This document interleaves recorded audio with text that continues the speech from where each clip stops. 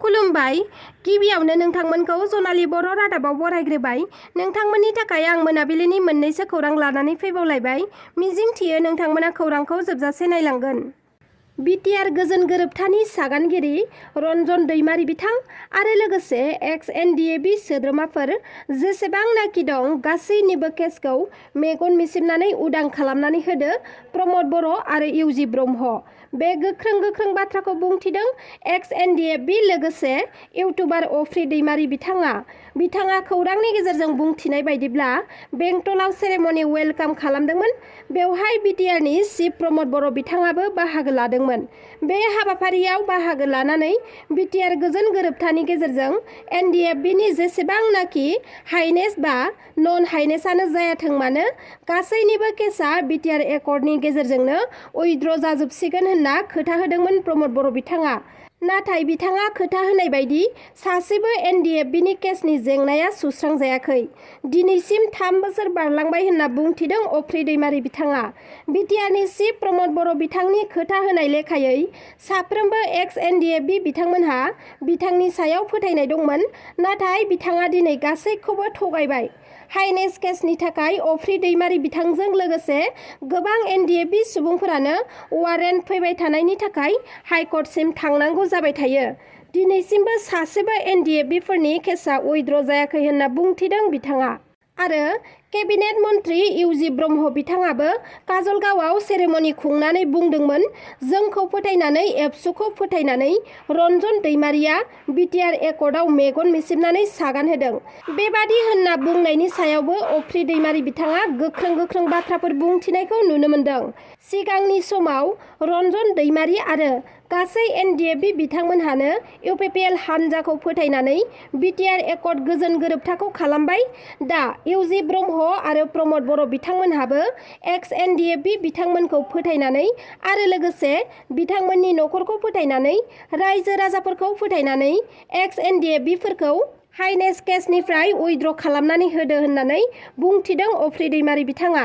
आरो बिथांमोननि अनगायैबो बिटिआरनि सागानगिरि एनडिएफबिनि दैदेनगिरि रन्जन दैमारि बिथांखौबो मेगन मिसिबनानै उदां खालामनानै होनोबो खावलायदों बिथाङा। लोगोसे जाय बिथांमोनहा रिहेबिलिटेसन मोनाखै आरो जाय एनडिएफबि बिथांमोनहा बिटिआर गोजोन गोरोबथा जाखांनायनि उनावबो जोबथेसालिनिफ्राय उदां जायाखै बिथांमोनखौबो उदां खालामनो थाखाय खावलायदों बिथाङा। आरो इउपिपिएल सरकारा बोसोरथामाव उदां खालामना होनो हायाखिसै, बोसोरनैयाव मा मावगोन होननाबो गोख्रों रावजों बुंथिदों बिथाङा। थांनाय दाखालि बावै चिरां जिल्लानि चिरां रिफु हाग्रा ओनसोलाव थानाय अदालगुरि ओनसोलनि रायजो राजाफ्रा रुनिकाटा रेन्जनि प्रान्जल तालुकदार मुंनि सासे रेन्जारखौ गाज्रि रोखोमै अन्थाइजों खुबैना गाग्लोबदोंमोन। बिनिनो खेंफोरथि होदों अदालगुरि ओनसोलाव रायजो जानाय रायजो राजाफ्रा। बे गाग्लोबनाय जाथायाव सोर दायनिगिरि बेखौ जाहाथे दैदेनगिरिफ्रा नायबिजिरो, बेनि थाखाय खावलायदों रायजो राजाफ्रा। जाथायखौ लानानै अदालगुरि ओनसोलनि गावबुराजों लोगोसे रायजो राजाफ्रा खौरांगिरि मेल खुंदों। खौरांनि गेजेरजों बेखौनो फोरमायथिदों दि रेन्जार प्रान्जल तालुकदारा बर' गामिफोराव फैनानै माबा मोनसे नङा माबा मोनसे जाथाय खालामफैबाय थायो। गाग्लोबनाय जाथाय जानाय सानखालिबो गोजाम न'खर थाखानाय सुबुङा न' गोदान लुनो थाखाय खुन्थिया गायसनदोंमोन, बेखौनो अर सावनानै होलांदों प्रान्जल तालुकदारा। बेनि अनगायैबो न'आव थानाय थिं, सिबिं, साइकेल, हाइजें बायदिफोरखौबो गारियाव दैखांनानै लांनो थाखाय नाजादोंमोन। बेयावनो रागा जोंनानै थाखानाय रायजो राजाफ्रा रागाखौ हमथास्लाबनो हायैयाव 3 फरेस्टार आरो रेन्जारनि सायाव गाग्लोबदोंमोन होननानै फोरमायथिदों। नाथाय बेल' नङा, रेन्जार प्रान्जल तालुकदारा सिगांनि समफोरावबो बे ओनसोलाव रायजो जानाय बर'फोरखौ गोबां हाराहास्ति खालामबोदों।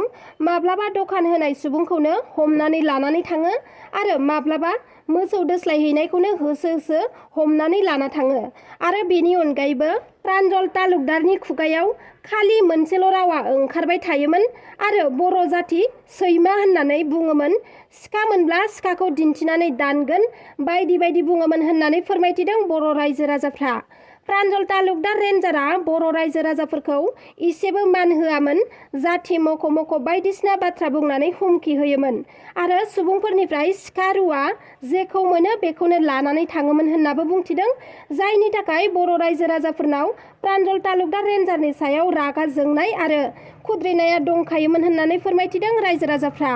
हा दखल खालामनायनि अजद होनायनि सायावबो बिथांमोना बुंथियो दि बे ओनसोलाव मोन 8 FRA गामि दङ, जाय सार्भेनि थाखाय बिथोन मोनखानाय आरो रायजो राजाफ्रा सिमा खालामनानै होखानायखौ बारायाखै आरो हाग्रानि दखरसेबो हाखौ आवग्रियाखै। उल्थायै रायजो राजाफ्रासो हाग्रा ओनसोलखौ रैखाथि होगासिनो दं होननानैबो फोरमायथिबावो रायजो राजाफ्रा। बेनिखायनो दाया सोरनि बेखौ जाहाथे दैदेनगिरिफ्राबो बिजिरो आरो दैदेनगिरिफ्रा खौरां लाफैनानै जाहाथे जेंनाखौ सुस्रांनायनि राहा लायो, बिनि थाखायबो दैदेनगिरिफोरनिसिम खावलायहरो। 9 दाननि सिगांनो गें रेप, बेनि उनाव गथ' जोनोम। बे जाथाया जादों चिरांनि काजलगाव थानानि दांतल ओनसोलाव। दांतल ओनसोलनि निलिबारि गामियाव बर'नि फिसा सासे उन्दै हिन्जावसाखौ साब्रै दुथांफोरा लोगो नांनानै 9 दानसोनि सिगांनो गें रेप खालामदोंमोन। बिनि उनाव हिन्जावसाखौ रां होनानै गासै जाथायफोरखौनो दोनखुमानो थाखाय हिन्जावसाखौ धमखि होनाबो दोनदोंमोन, जायनि थाखाय बेसेबांबा गिदिर खैफोदाव गोग्लैनो गोनां जादों हिन्जावसाया। फोरमायथिनाय बायदिब्ला हिन्जावसाया 14 बोसोर बैसोनिमोन आरो 8 थाखोआव फरायोमोन। 14 बोसोर बैसोनि हिन्जावसाया मैया गथ' जोनोम होनायनि उनावसो बेबादि मुगैथाव हानजायै जिनाहारि खालामनाय जाथाया सोराङाव फैयो। मोनथिना मोननाय बायदिब्ला गें रेप खालामग्रा 3 दुथांफोरा दांतल ओनसोलनिनोमोन आरो गुबुन सासेया बङाइगाव सेन्ट्रेल रेलवे कल'निनि थागिबिमोन। दुथां साब्रैबो लोगो नांनानै बे मुगैथाव हाबाखौ मावदोंमोन, जाय बर' सुबुं समाजाव गनायजाथाव नङा। उनाव हिन्जावसाया 9 दान खुदियाखौ गोरबोआव लानानै जोनोम होनायावसो न'खरनि आरो ओनसोलनि सुबुंफ्रा बे मुगैथाव जाथायनि बागै मोनथिना मोननाय जादों। जाथायखौ मोनथिनाय लोगो लोगोनो हिन्जावसानि न'खरनि सुबुंफोरजों लोगोसे ओनसोलनि सुबुंफोरा साब्रैबो दुथांफोरखौ हमनानै आयेन बायदियै गोख्रों साजा होनांगौनि दाबिजों दांतल पुलिस थानायाव दुंहाव थासारि खालामफैयो। मोनथिना मोननाय बायदिब्ला रायजो राजाया 3 दायनिगिरिखौ बुनानै गोब्राब जोखोम खालामदों।